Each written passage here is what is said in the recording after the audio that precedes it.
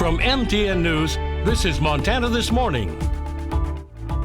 Probably some of the worst stuff I've ever seen with regard to a shutdown in terms of rhetoric and vitriol. We're going down a path that it's going to be hard to come back from. Entering the second day of shutdown, how the budget lapse on Capitol Hill is impacting more than our national parks, and how at least one professor says this time is different.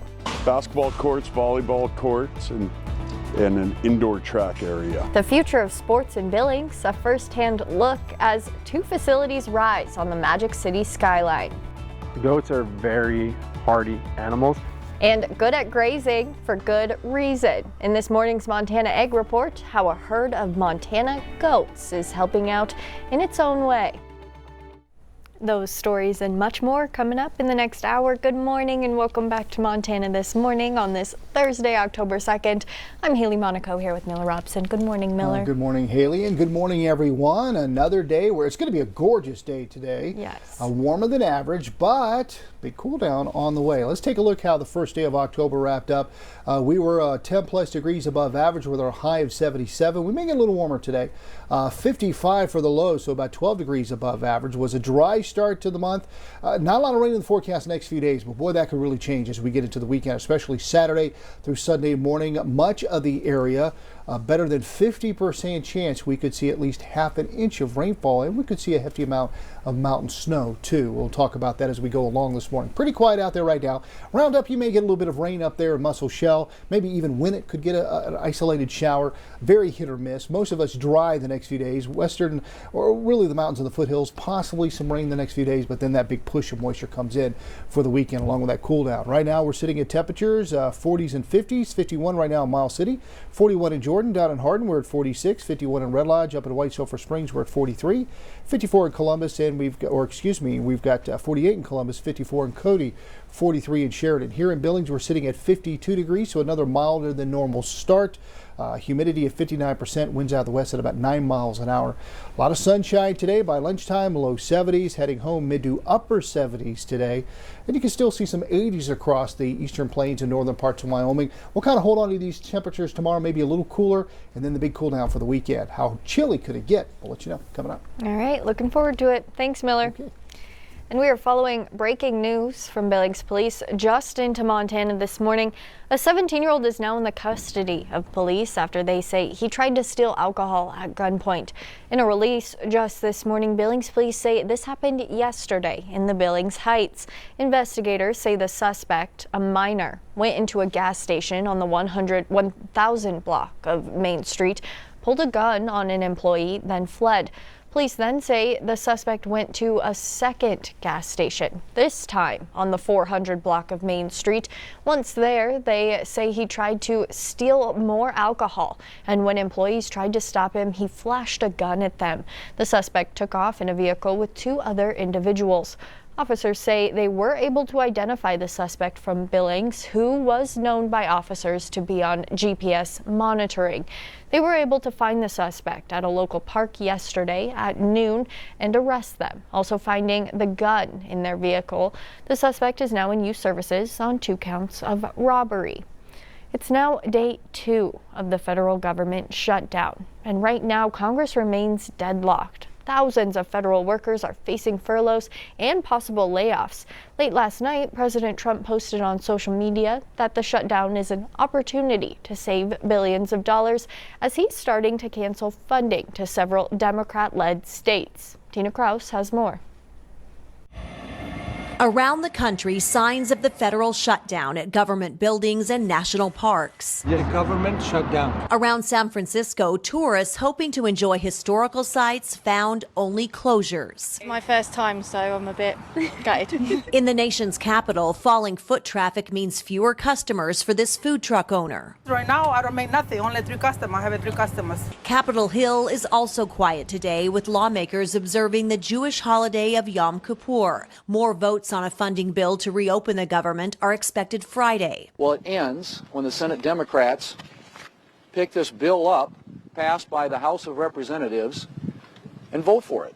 Party leaders are dug in. Republicans want to pass the Clean House GOP bill to fund the government into November, but Democrats are not backing down from their demand to extend health care subsidies. Donald Trump and Republicans shut the federal government down because they don't want to provide health care to working class Americans. President Trump last night urged Republicans to use the shutdown to, quote, clear out dead wood, waste, and fraud. We are going to have to lay some people off if the shutdown continues. The administration warns those layoffs could begin in the next 48 hours. The president also moved to block billions of dollars in funding for infrastructure in New York and climate projects in 16 states that voted for his opponent in the 2024 election. Tina Kraus, CBS News.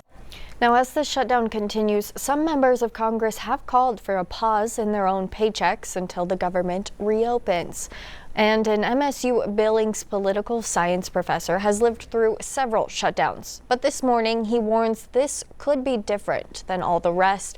Our David J. has more on that and how Billings may feel the impacts. The failure to pass a budget has led to 21 government shutdowns since the 1970s. The shutdowns have increased in frequency and duration. Dr. Paul Pope, MSUB political science professor and chair of the department, looks at the last shutdown that started in December of 2018 and lasted 34 days. I don't know if we can go much more than a month. Month is really pushing it on its own. Dr. Pope says 800,000 Americans will go on furlough and tens of thousands will continue to work critical service jobs, including in Montana and Wyoming. We depend on money transfers from the federal government, and without the federal government, things will just decline here. Pope has some thoughts on how citizens are represented when Congress does not pass budget bills well in advance of the deadline. It's just brinkmanship. Neither side wants to compromise. They're elites. They're societal elites, and they're manipulating, the bulk of America, which is working class. Almost all of Americans are working class. And Dr. Pope says the shutdown points to the importance of knowing what is happening with the government. They record all the votes. We should pay attention to those things. We should look at the policies. But it does take time, and it does take work. And we have to care more about our country than which party we're voting for. The professor says failing to compromise on a budget goes against what the framers of the Constitution intended, and the shutdown could cost billions of dollars. People should be contacting the legislators and say, hey, you need to fix this. You broke it, you fix it. I don't care if you say Democrat or Republican. Congress broke this. We need to fix it. In Billings, David J., MTN News. David, thank you. And the Montana National Guard is analyzing federal shutdown guidance to determine which activities can continue. Mission Essential staff will keep working but may face delayed pay until the government reopens. Brigadier General Trent Gibson says the Guard's ability to respond to emergencies remains unchanged.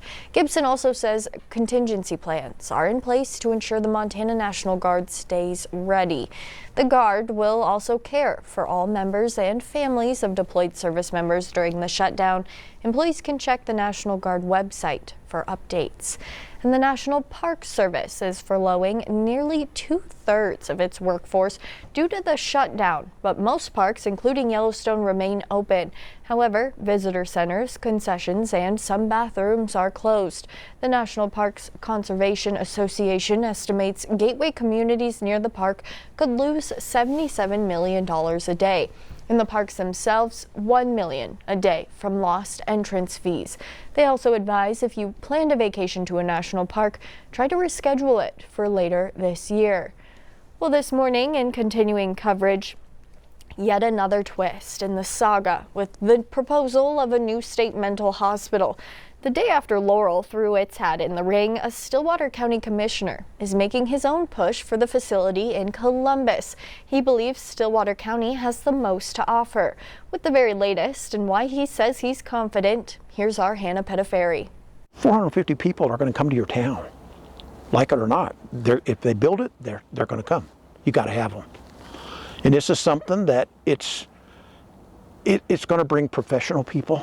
County Commissioner Roger Webb says it's this land right here, off Interstate 90 and 11th Street, that would be the perfect spot. I would like to build it up by the hospital.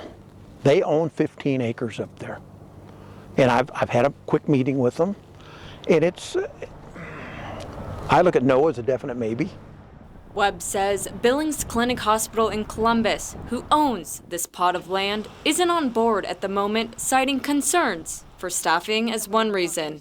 But Webb, who worked as a state senator for years, has Governor Gianforte's backing to bring the facility to Stillwater County. Those discussions have been going on, and in the coming days, we're going to open up the public input phase. So we want to hear from the county commissioners, town councils, other communities that may be interested in hosting this facility.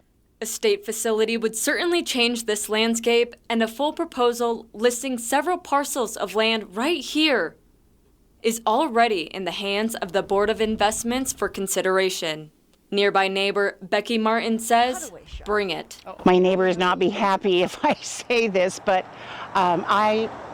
it's needed, so I wouldn't mind it. People don't realize all that is involved in mental health, and there's nothing to be feared. It is, you need to be educated. An area waiting for its possible next big thing. Laurel would love to have it. Bighorn County would love to have it.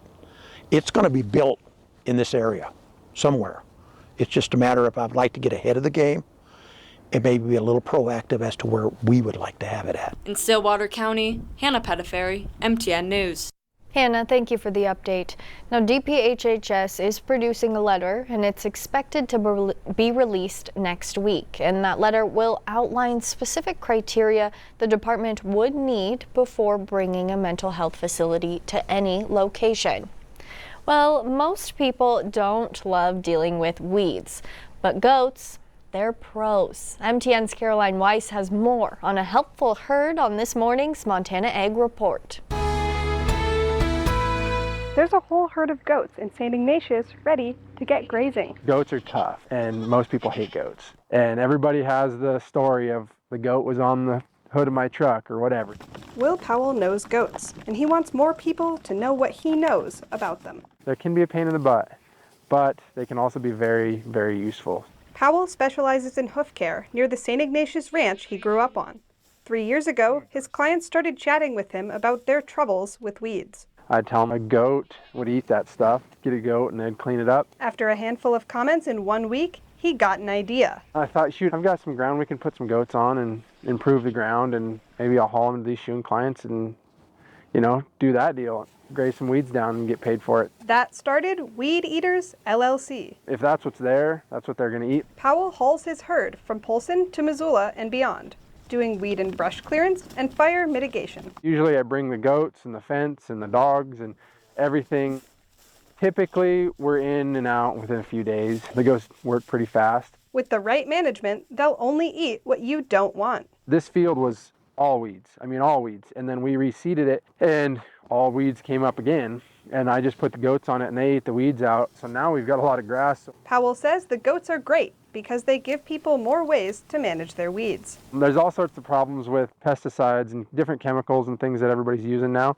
And not to say that that's wrong, not to say that it's right either, but there needs to be that other option. And I think the goats are that other option. He's done a few jobs for the city of Missoula, even bringing goats to the Pleasant View neighborhood. Everybody that was around really enjoyed watching them.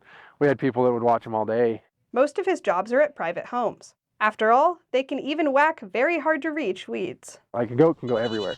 And Powell plans to keep the goats going. What started with about 50 goats grew to 75, then 100, then 130, with more on the way.